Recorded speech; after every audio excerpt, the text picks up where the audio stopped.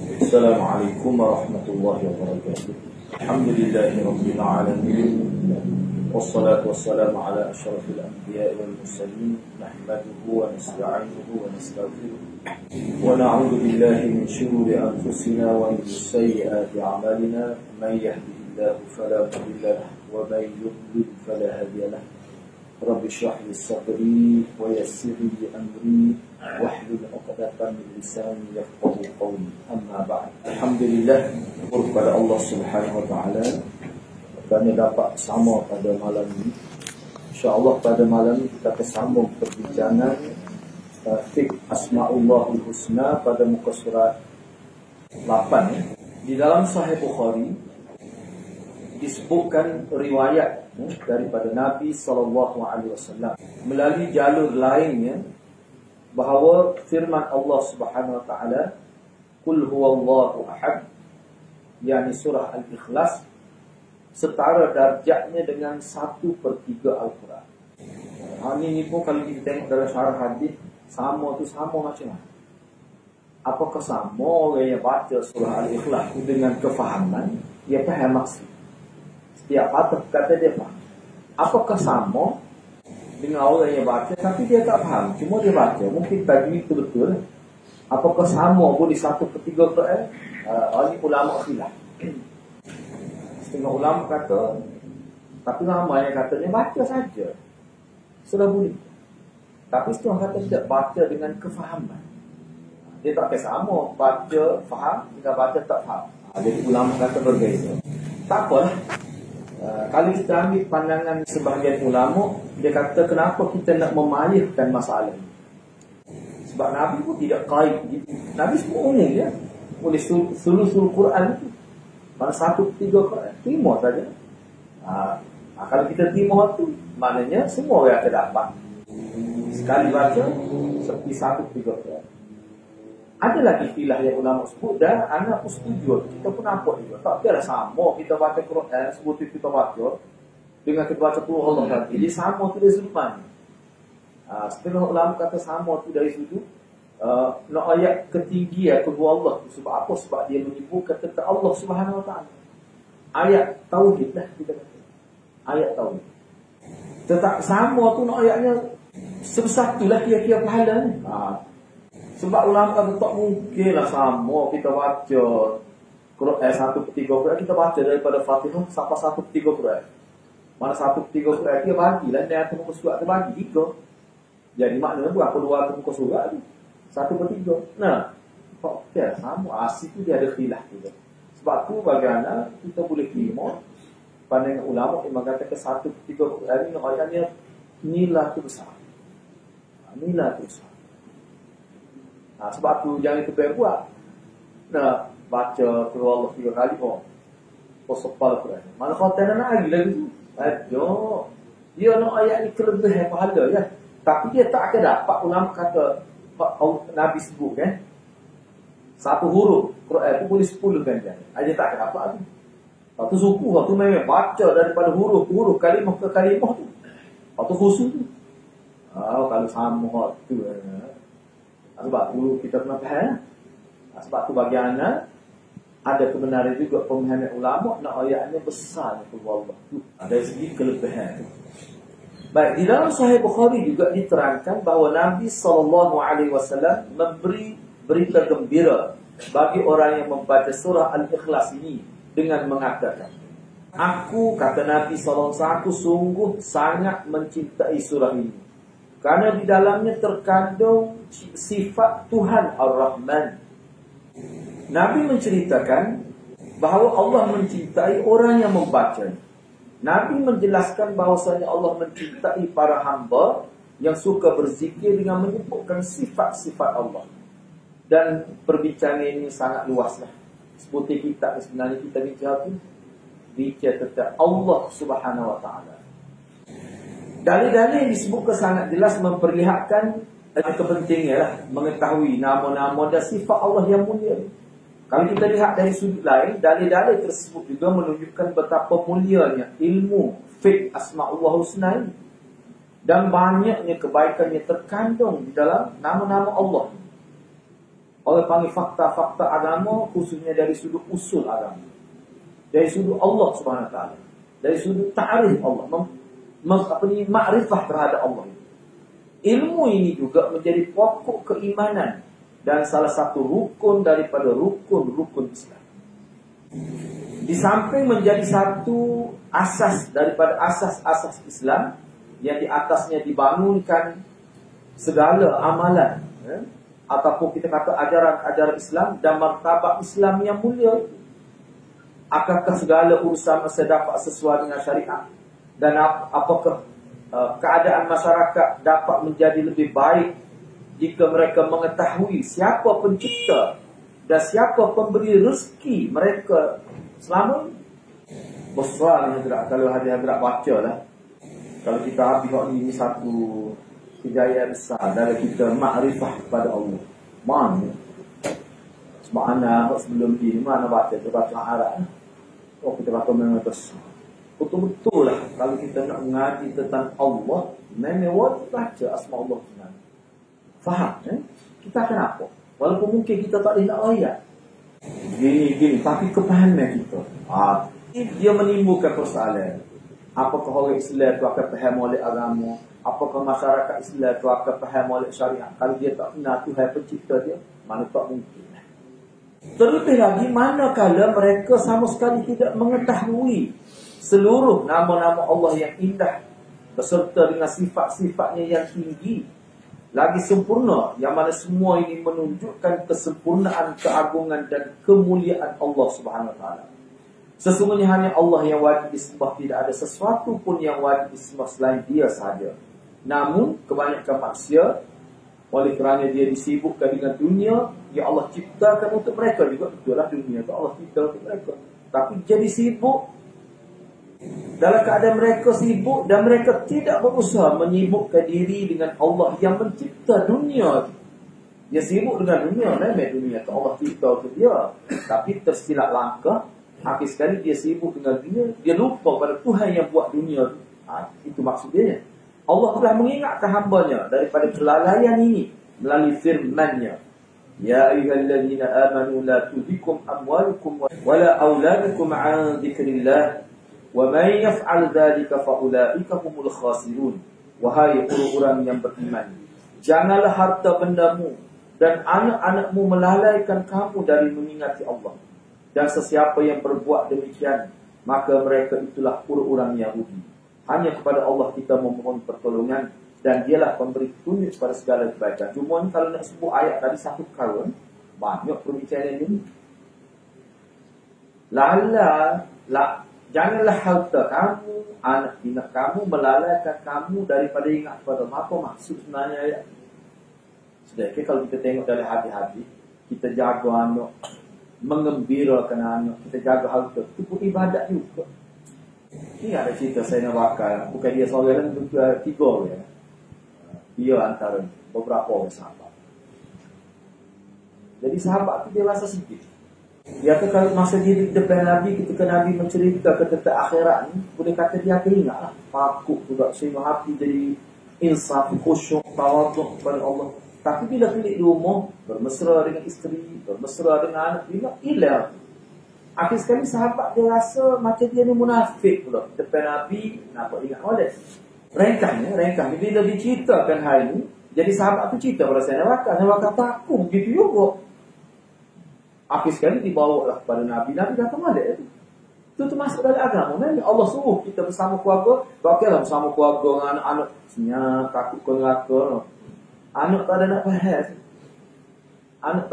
Bagi lagi. Islam tak sih hidup menjadi moyot, tok siapa tu. Dia kena ada gembira. Tapi gembira dalam kerangka agama. Api pun ada ketawa. Lepas tu orang ni melalaikan lagu mana maksudnya. Kalau jaga harta itu sunnah tu. Kena jaga harta. Anak bina kena jaga, kena bermesra. Tapi maksud lala tu lah. Dia maksud lala ni maknanya kita ambil basic. Maksudnya dengan sebab dia dicari harta, tertinggal tanggungjawab lain. Tanggungjawab bukan jaga harta saja. Tanggungjawab bukan jaga anak pinak saja. Solat, baca Quran, puasa, hubungan dengan ibu bapa. Jangan tinggal. Sebab hak tu fardu. Fardu. Itu maksud dia. Jadi maknanya ayat ni, maksud lala tu maknanya kerana sibuk dengan dunia menyebabkan jadi tak seimbang kehidupan akhirat. Kehidupan akhirat ni maksudnya kena jaga hal ni, kena jaga hal ni. Itu kita kena faham. Baru kita nak apa. Sebab agama anak bimbing ni. Yang anak sebut tu anak bimbing takut silap kan. Silap ada boleh jadi takut pula pada dunia. Sekali tak saya ambil ni. Ambil boboh kadang cukup makan. Kalau ada putih video, daripada video sedap pakai jual kuih. No. Takut jadi lagi. Ada dah lah tu. Terdanah diri. Anak kata tak betul. Awal tu video pejabat tu. Tu betul. Boleh pahala nombor tu. Cuma kena faham sikit agama. Tak apa tu. Takut jadi kita. Baik, cuba kita seterusnya kita pergi ya. Sebab ini lebih fokus lagi. Okey, baik. Sekarang kita nak tengok keutamaan ilmu. Mana kelebihan seseorang itu dia tahu makna, maksud nama-nama Allah dan sifat Allah. Kita faham. Bila sebut Allah, kita faham Allah itu apa. Bila sebut Ar-Rahman, kita faham Ar-Rahman itu apa. Dia ada kelebihan. Kelebihan pertama, bila kita tahu nama Allah ni, sifat-sifat Allah ni, kelebihan pertamanya disebut sejawat dalam kutub ni. Banyak sangat ni ilmu kita dapat sini. Dia mari sebab Ibnu Qayyim ni dia ada perbincangan khusus ni mengenai asma Allah Husna ni. Baik, cuba kita tengok.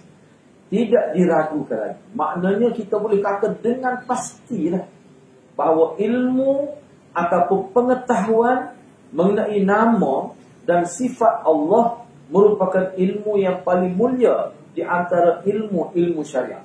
Kalau banyak-banyak ilmu syariat ni, ilmu mengenal Allah inilah yang paling besar kelebihan. Ilmu syariat besar, ilmu akhlak, ilmu kau ni dalam agama. Tapi hak ni ilmu yang berkait dengan asas agama kita. Allah. Sebab tu dia jadi mulia. Sebab tu setengah ulama dia guna bahasa, kenapa ilmu ni lebih? Sebab dia berkait dengan Allah. Sebab Allah itu segala-galanya. Jadi bila kita ilmu bincang tentang Allah, punca kewujudan makhluk ni, mesti dah ilmu tu jadi lebih. Sebab kita bincang tentang Allah. Baik. Ilmu tentang nama dan sifat Allah ini memiliki maksud dan tujuan yang paling suci dan agung di antara ilmu lainnya. Kerana ia berkait rapat dengan objek paling mulia. Dan objek ni, kalau dia objek ni sebenarnya, kalau ulama kita dia tak suka, tapi memang objek ni takut kita pakai syait. Sebab ulama kita dia tak guna kepada Allah ni syait, benda. Allah bukan benda. Jadi kita sebut zat. Kenapa ilmu ni penting? Dianggap paling mulia kerana perbincangan dia tu berkait dengan zat yang paling mulia. Ataukah objek? Sebab objek ni bahasa Arab mana syait pun sesuatu. Dalam pengajian Syairah atau pengajian mana pun, ulama tak sebut Allah ni sesuatu. Sebab sesuatu tu maknanya makhluk. Jadi hak molek kita sebut asal dalam kitabnya zat. Kenapa ilmu ni lebih berbanding ilmu lain? Kerana perbincangan dia berkait rapat dengan zat yang paling mulia, yang wajib kita tahu, iaitu Allah Subhanahu Wa Taala. Pengenalan ataupun kita kata ma'rifah. Jadi ma'rifah tentang Allah dan pengetahuan yang berkait dengan nama, sifat dan perbuatan Allah, ini adalah ilmu agama yang paling agung secara total. Secara total.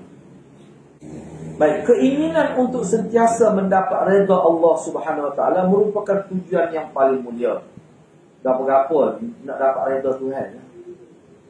Sehingga kalau kita baca kitab-kitab tentang syafaat lah, ulama letak syarat berdasar pemahaman ulama, seseorang itu tak mungkin dapat syafaat kalau dia mati dalam keadaan maghdubi alaihi. Allah benci pada dia. Sebab benci Allah ni dia tak sama dengan benci makhluk. Akhir-akhir kita akan bincang dalam beberapa nama Allah. Beribadat hanya kepada Allah adalah perbuatan yang paling luhur, yang paling suci, yang paling bersih.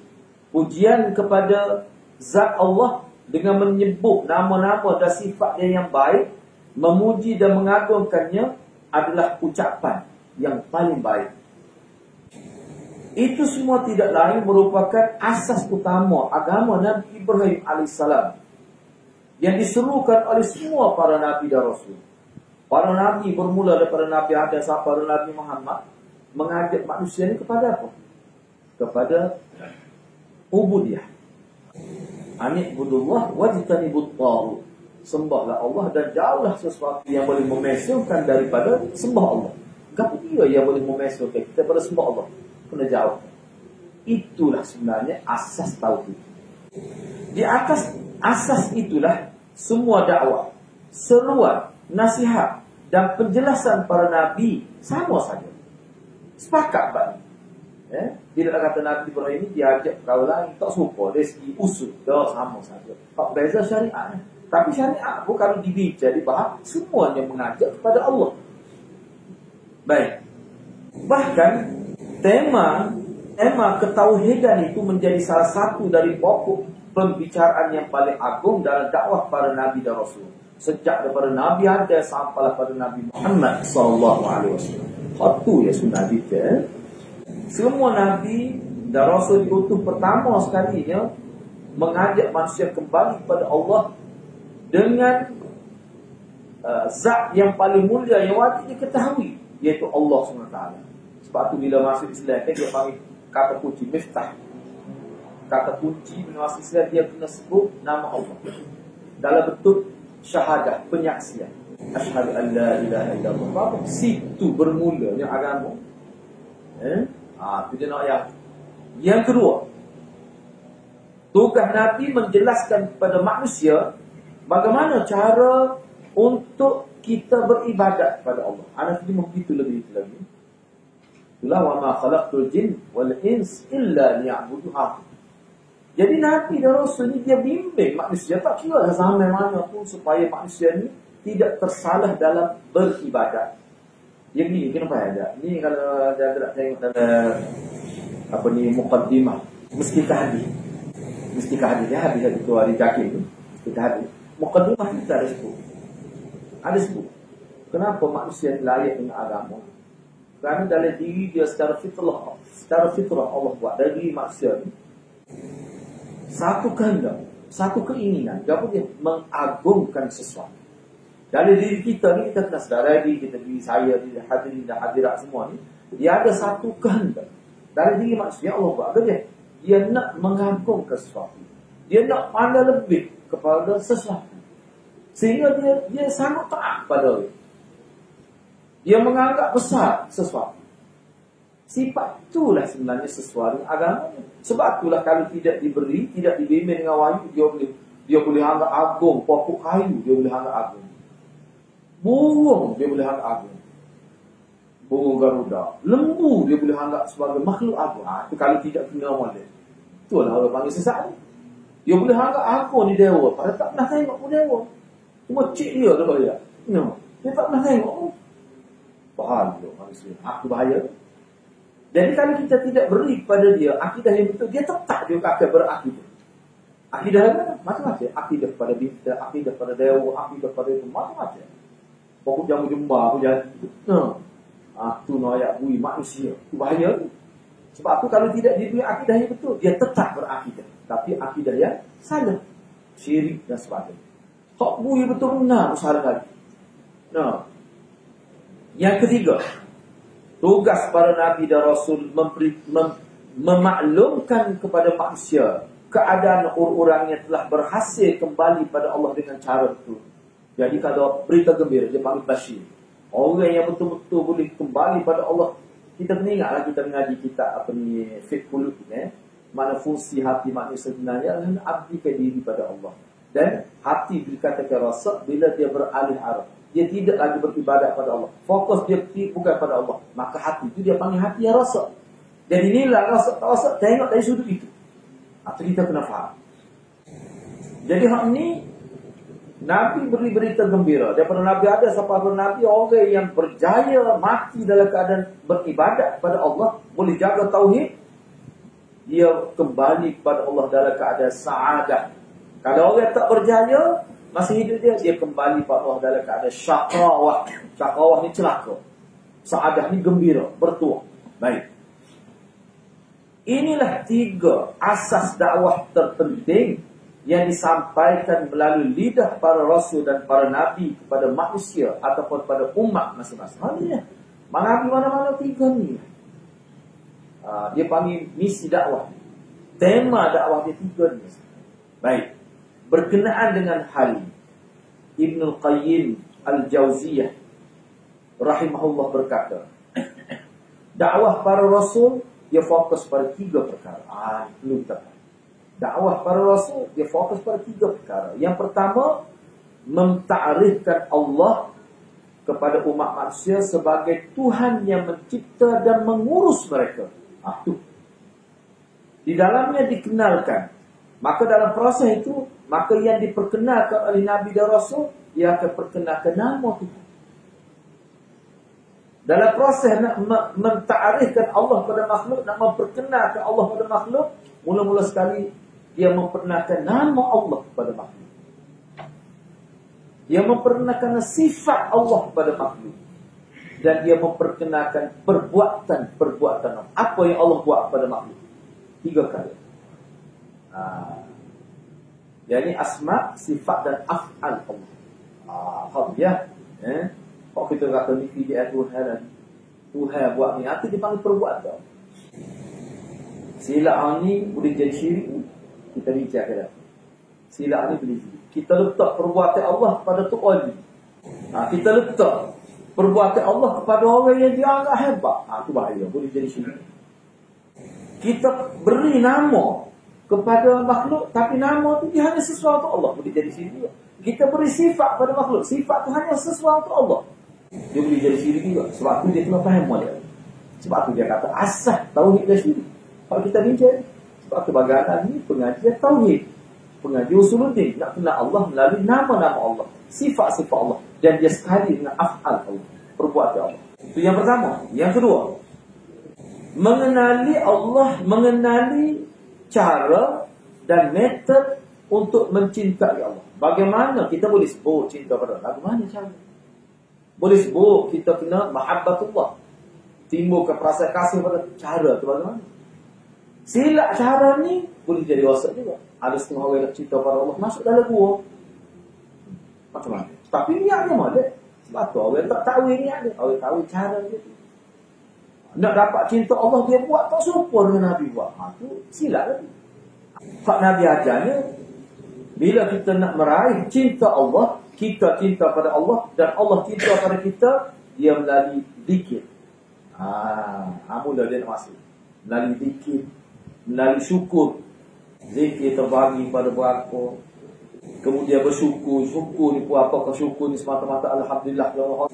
Kemudian dengan beribadat sebagai bukti cinta, bukan sekadar cinta pada lidah, tapi cinta dalam penghayatan, serta kemuliaan dari hamba kepada Tuhan. Itu nombor 2. Sebab tu bila Nabi, bila dia memasukkan seorang itu dalam agama Allah dengan cara yang dikenalkan oleh Allah, dia akan ajar pula cara ibadat. Cara ibadat itulah nak meraih cinta Allah melalui zikir, syukur dan sebagainya. Yang kedua. Yang ketiga, memberitahu kepada mereka ganjaran pahala yang akan mereka terima setelah mereka berjaya meraih cinta Allah. Ini orang panggil, dia panggil targhib. Targhib ni satu motivasi, galak dia. Kalau muak gini, kelebihannya begini-begini. Waktu tu Nabi saja boleh sebut. Tapi ada juga anak tengok dalam orang belanja anak ayat juga. Dia tak guna hadiran. Dia sebut kelebihan gini, dia sebut selawat ni, dia pun buat kelebihan. Kelebihan dia buat sendiri. Ada orang buat gitu. Sedangkan tak boleh tu. Cuba tengok mana. Cuba buat mula. Salah satu tugas Nabi ataupun metod dakwah Nabi, memberitahu kepada manusia yang beragama Islam bahawa kalau dia buat gini, dia akan dapat ganjaran gini-gini. Hak kita panggil fadilah, kelebihan. Kamu baca sekali ya, raditu billahi rabba. Sekali dia baca apa? Akan Allah seperti kamu menanam satu pokok kurma dalam syurga. Maknanya kamu akan ada tanam, ada kebun. Maknanya kalau 1,000 kali sehari siapa mati, puluh-puluh tahun, memang dia akan jadi orang kaya dalam syurga. Dan kebanggaan. Salah satu nikmat yang Allah beri kepada ahli syurga adalah memiliki harta. Rumah besar, bilik sampai tak nampak ini luar ni. Kalau kita tengok, sebab dia ada buku khusus sebenarnya, Profesor Dr. Umar Sulaiman Ashkar. Profesor Dr. Umar ni dia bincang tentang surga dan neraka lengkap satu buku. Dia bincang neraka dulu berdasar pada Quran hadis komplit. Lepas tu dia bincang pada surga dan kita boleh buat perbandingan. Berupa surga yang terhampar pelbagai nikmat dalamnya. Ini kelebihan. Berita gembira Bashir. Sebab Nabi ini mubashir. Berita tu dia panggil Bashir. Maknanya kalau kita buat begini, boleh surga. Kalau kita tak ada pun kalau kita buat kena boleh surga. Tak, Tuhan boleh. Tanda rahmat Tuhan.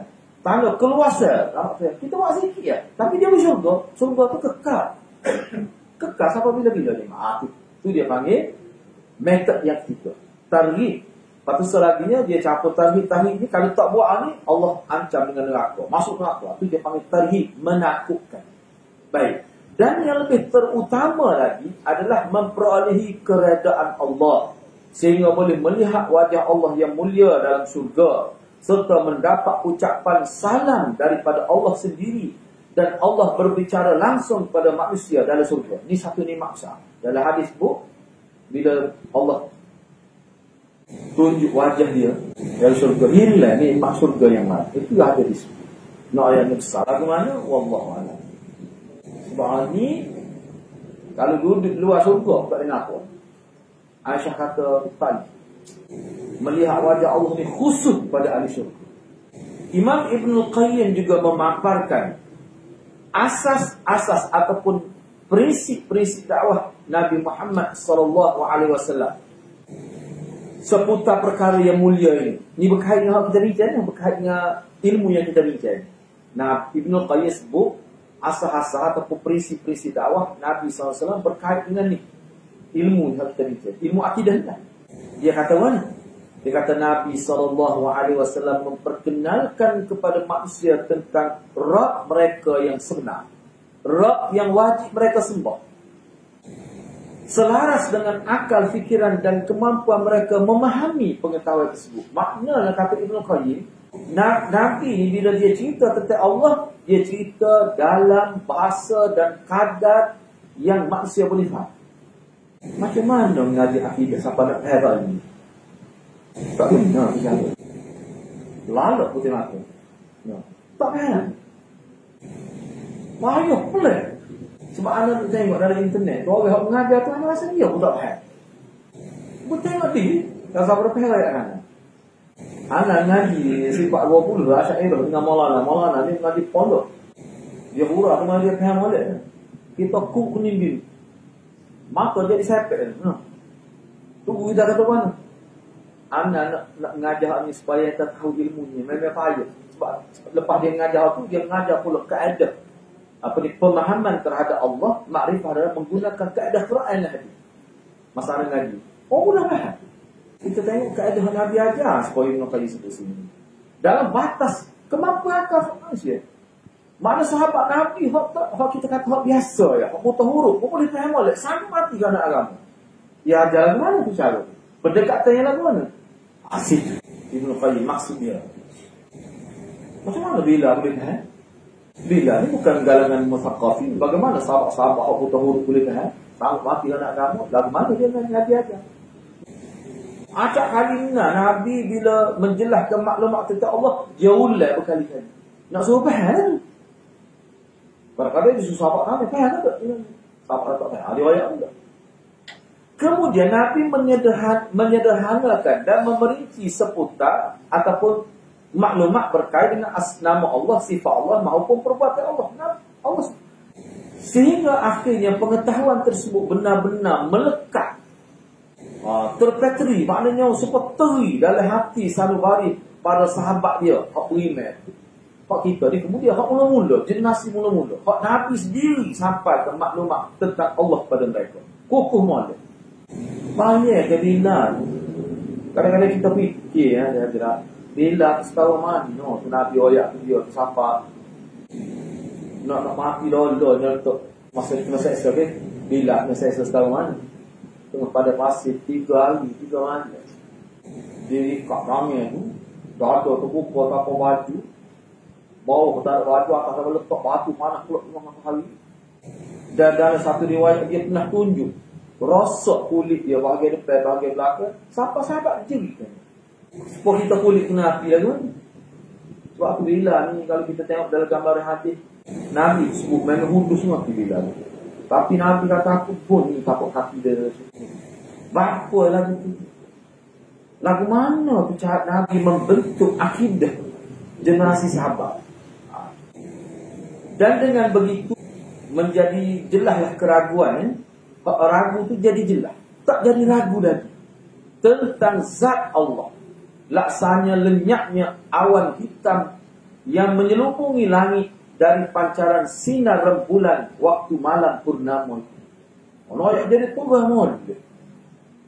Nabi seakan-akan tidak ingin menyisakan kepada umat beliau rasa ingin tahu lebih jauh kerana telah sempurna penjelasannya. Kan Nabi kata, aku tinggal pada kamu satu agama lailuha kana harian. Kata sebelum Nabi wafat ada Nabi buat nyata, aku akan tinggal pada kamu agama jelahnya malam bagaikan siang. Terang malam. Maknanya terang malam apa maksud? Maknanya orang boleh faham agama Nabi Allah. Sebab apa? Sebab sahabat Nabi bukan semua sepuasana wakalah. Bukan semua sepuasana malah. Tapi apa boleh faham agama? Nabi ayat agama mana? Nabi seakan-akan tidak ingin mengisahkan kepada umat dia rasa ingin tahu lebih jauh kerana telah sempurna penjelasan. Baik dengan bertanya kepada umat sebelum mereka maupun kepada generasi setelahnya.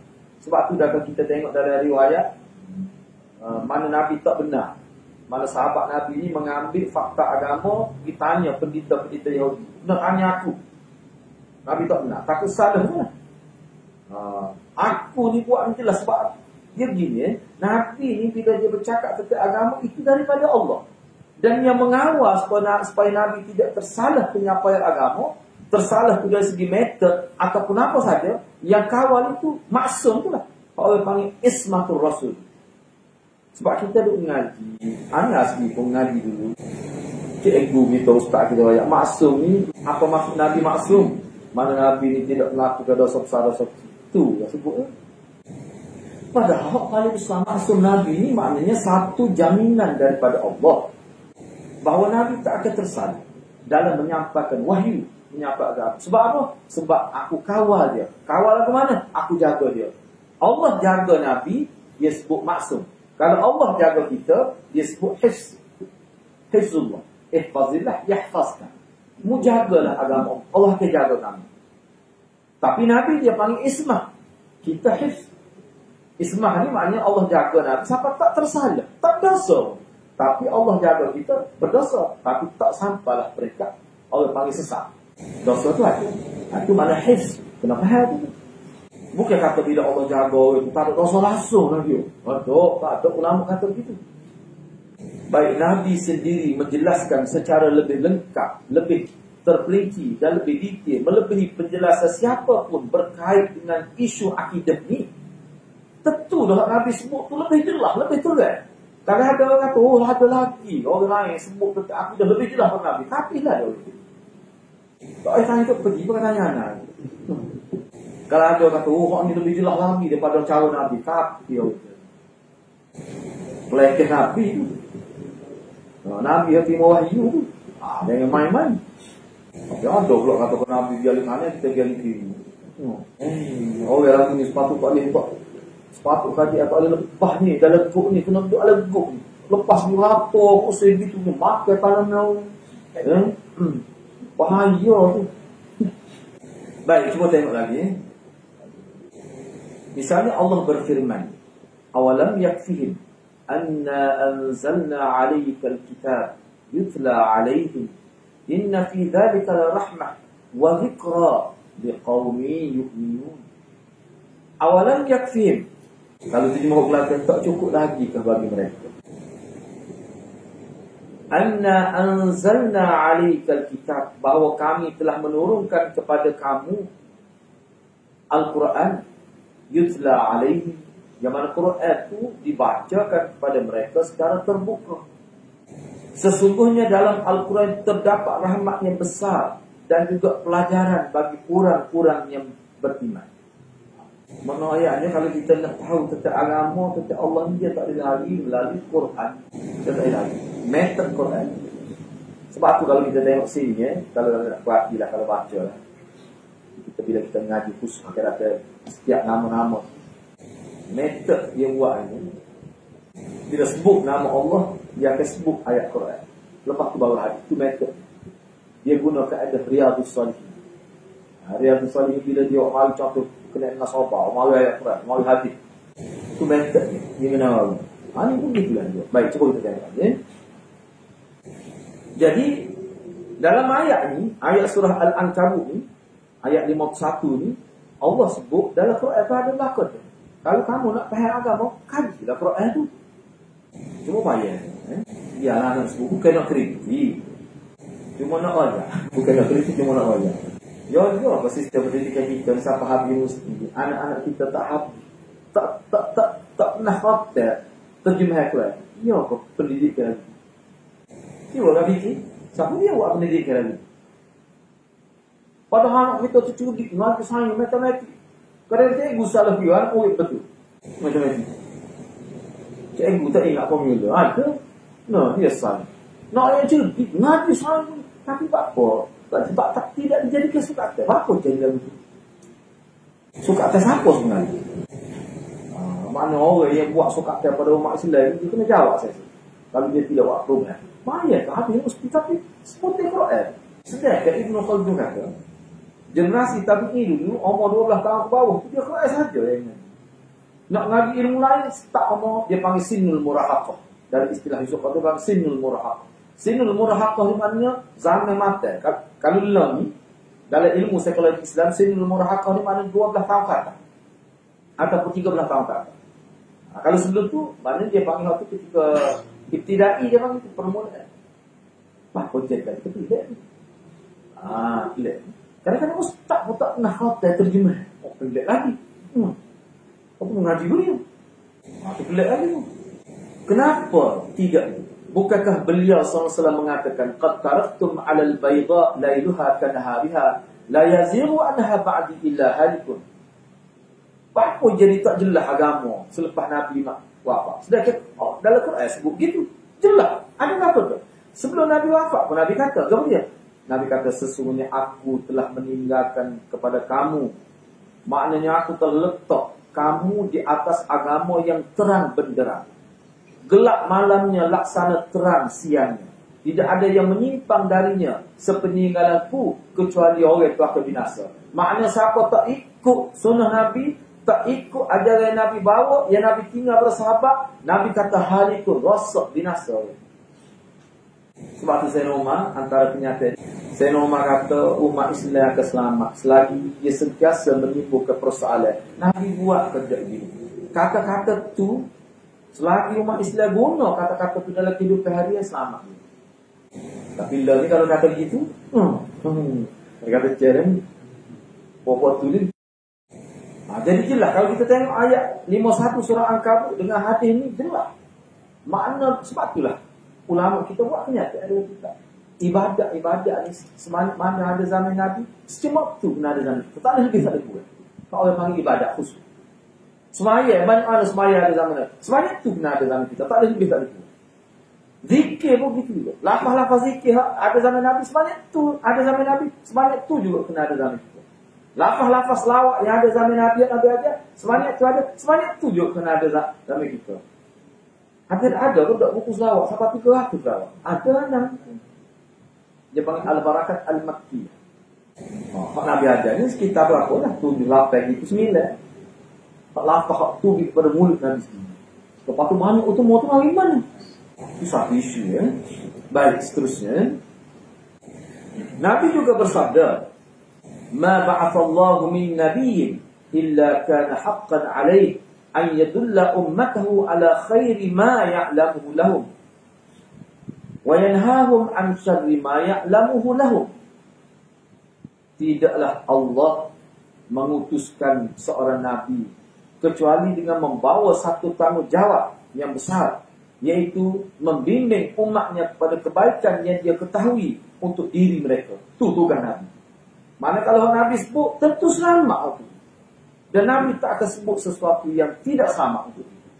Itu jelas. Nabi itu juga bertanggungjawab melarang mereka dari perbuatan keji yang dia ketahui perkara itu buruk untuk mereka. Itu sifat Nabi.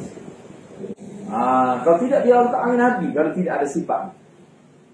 Abu Dzar radhiyallahu anhu menyebutkan, Rasulullah SAW meninggalkan kami dan tidaklah seekor burung yang membalikkan kepok sayapnya di udara, melainkan beliau telah menerangkan ilmunya kepada kami.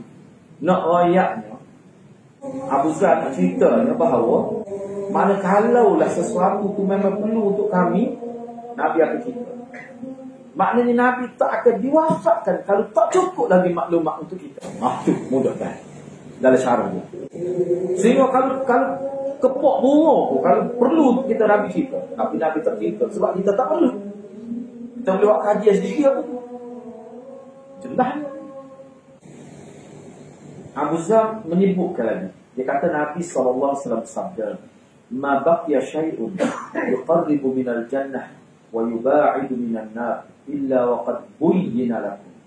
Tidak ada sesuatu pun yang boleh mendekatkan kepada syurga dan boleh menjauhkan kepada neraka, pasti telah dijelaskan oleh Nabi kepada kami. Itu kata Abu Dzar. Mana Nabi tak akan tinggal. Kalau Nabi tinggal, itu maknanya satu fitnah atas diri Nabi. Mana Nabi tidak amanah. Sedangkan asal Nabi siddiq, amanah, tabligh, fatanah. Mana kalau ada saya tidak amanah dan tidak tabligh, tidak benar Nabi, menafikan usul Nabi, usul ke Nabi. Kalau kita kata ada saya Nabi tak ayat, tak pernah kata ada Nabi tak ayat. Anda pernah dengar ada kuliah di mana ada Nabi tak ayat? Itu ulama ayat. Jadi kalau tak ada dalam hadis ni, memang kata memang Nabi ayat. Ada orang yang ayat Nabi tak ayat tu, tak betul tu. Kalau agama mesti Nabi cerita belakang dia. Hak asah dia tu. Ada orang kecil ni. Kerana sahabat sesat. Istiwa di mana istaula tu sesat. Dan sebab tu sahabat tak ada masalah. Apa yang jadi masalah lepas tu? Sebab nak tahu je lah. Isu nak tahu je lah. Dia mari penyakit luar masuk. Penyakit pasapun. Tu je. Kerana sahabat tak ada timur. Timur lah. Dia kata dia bersemayam tak. Timur lah mana tak tahu. Sebab kalau kita tahu semua tentang Allah, kita kenal, kita sesal. Sesal. Dia boleh cerita Allah tu semua di situ anak dia. Oh, sesal. Baik, anak sebut ini. Pengukuran. Kita mengenal Allah sekadar apa yang Allah kita sekadar tu. Allah tidak membebankan kita kenal Allah lebih daripada apa yang disebut sendiri. Jadi apa yang Allah sebut tentang dalam Quran adalah satu yang dia nak kita tahunya. Dia duk lenyap nak pergi lebih jauh daripada itu. Siapa dia suruh? Siapa dia suruh? Itu masalah. Sebab yang istiwa ada. Apa sampai sahabat tadi pun sedangkan ayat Quran tu sampai sahabat. Nabi semua sahabat beres tadi. Cuba lagi sahabat kata istiwa dengan nama istiwa tu kan. Lagi tak cuba. Terpaksa takwil tu supaya tak sini nampak Allah ni dia panggil wijah. Wijah ni ada arah, ada tempat. Siapa dia tu ajar bahawa tauhid di mana Allah tidak bertempat? Siapa dia ajar istilah tu? Hak Allah ajar ni dia tak sama dengan makhluk. Tak sama dengan makhluk ni bukan bermakna Allah tak bertempat. Tak tu bagaimana sih? Bila kita sebut Allah tidak ada arah, arah ni dari arah atas, bawah, kiri, kanan, belakang, atas. Arah tu sendiri memiliki tempat. Ya? Jadi maknanya sedangkan kita faham dalam konteks hidup kita ni, bila kata benda maujud, dia mesti ada tempat, ada arah. Sebab tu dalam Quran dia tak guna istilah, dia guna laisa kami. Allah tak serupa. Sebab tu zaman sahabat mudah bila Allah kata dia ada tangan tapi tak serupa kita, sesama saja. Tak sakit kepala. Jadi nak bincang-bincang ayat lain. Ayat tu terima saja. Sesat, tak ada masalah. Hak lain ni dia kata kalau kata tangan, tergambar tangan kita, dia tu bermasalah. Pakai kepalamu lah. Kalau kita kata bahasa kita, aku benda begitu ya, bagaimana mudah ya. Apa zaman sahabat tidak bermasalah. Anda sebenarnya tidak tahu. Kalau nak bicara secara dunia ada juga, sebab kita pun ngaji. Ada ulama takwil ini betul, tapi jahil kita menyesatkan orang. Ini bila kita tahu yakin dengan mana kudrat, siapa tak tahu dia mujassimah. Dia musyabbihah. Aku baru lagi tu. Sebab tu kita ni semua sama. Apa ya ahli sunnah ni tidak kata Tuhan ada paha, Tuhan ada perlu tu sebab Tuhan ada ayat. Bapa sekadar kaki, betih ada sebut. Sekatnya. Apa kata dalam kita Syiah? Dia kata dalam kita Syiah, dia memahami orang panggil zat Tuhan yang disebut oleh Allah tu, dan dia kata tak mungkin Allah hanya ada betih. Tak mungkin Allah ada kaki. Tak mungkin ada Allah hanya tangan. Tak mungkin. Itu cacat tu. Okay. Sebab tu sih, dia kata Allah ada abdomen. Sebab nak gatal mana tangan tak ada abdomen. Kaki nak gatal mana tak ada abdomen. Udah cerita orang putih tu ada, nampak tangan ada tu. Oh, berat kita ni. Cuma sih kata beza tu dengan makhluk dia. Dia dah dari kosong. Orang sekiranya lah tu, batu bagian mudah sebenarnya. Awak nak kahwin dengan manusia tu lah. Saya terima satu-satu sebab ulama kita ramai tak boleh kita terima. Itu tak atas sesat. Cuma saya tak saya ambil pendekatan tu. Saya tak saya ambil. Sebab saya nak ambil sahabat. Gitu ya kita. Dia tak sesat gitu. Dia ayat Quran mana ada tempat kena kahwin. Dia ayat Quran mana ada kena kahwin. Dia kata kalau kita bicara kahwin itu tetap apa ni, tetap Allah sih. Musyabbihah tetap sifat Tuhan. Tu kita ayat kalau tidak kait dengan sifat Tuhan tu. Ayat mutasyabihah kita kata. Kalau kita apa tahu ya kita ubah. Tu ayat mankan fi hadhi amal wa huwa fil akhirati amal. Tu bukan kait dengan Allah, kait dengan manusia. Tu memang kena tahu ya. Sesiapa yang buta di dunia, hari akhirat dia buta lagi nyanyi. Tak tahu ya tu. Dan di dalam akhirat dunia ni buta, akhirat kau buta nak. Tu kena tahu buta tu buta mata hati bukan mata ni. Kita bukan hal tu. Tapi masalahnya bila kita terima satu pendekatan tauhid, orang tak ikut pendekatan tu kita kata dia sesat. Bahkan kita mengkafir dia. Tu orang berat tu. Bagaimana gitu ya. Bagaimana terima takwil. Tapi takwil dengan kaedah. Sebab kita tengoknya takwilnya ada melampau.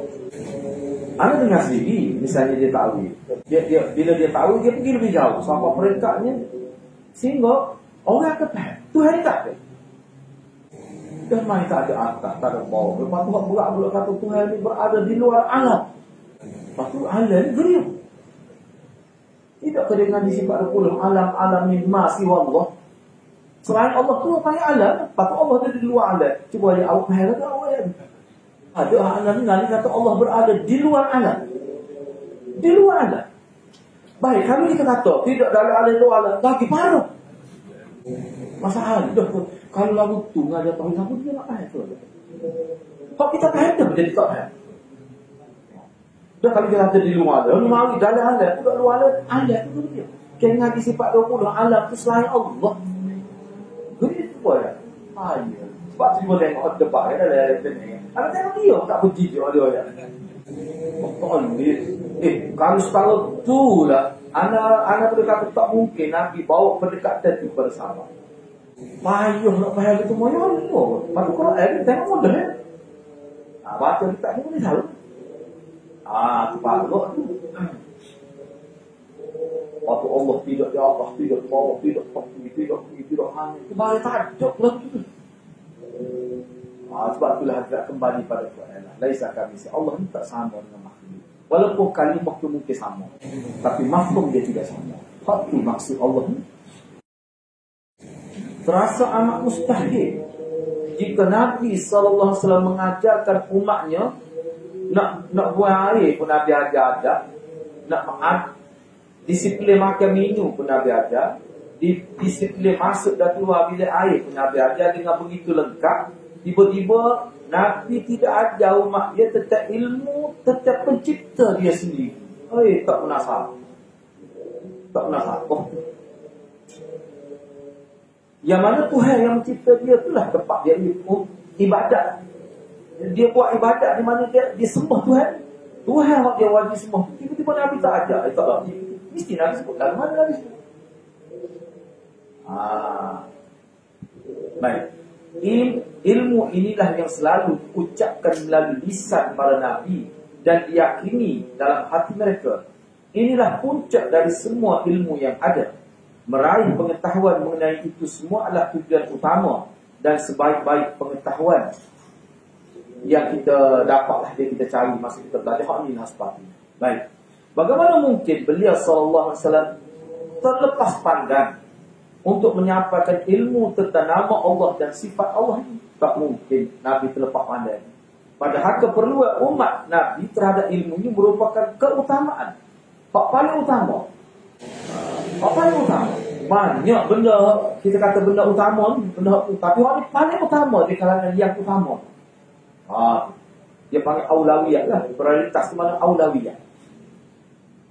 Sesungguhnya tiada kebahagiaan, tiada keselesaan, tiada kebaikan, tiada kenikmatan, tiada kenyamanan yang dirasakan oleh manusia kecuali dia kenal Tuhan dia dengan sebenar-benarnya. Rasa lega dari agama. Kita kenal Tuhan kita, rasa lega. Tuhan kita ni adalah zat yang wajib disembah. Hanya dialah yang menjadi satu-satunya tujuan kita. Sebab tu kita sebut semua inna lillahi wa inna ilaihi raji'un. Ayat ni dia saja tempat kita. Akhir di situ lah.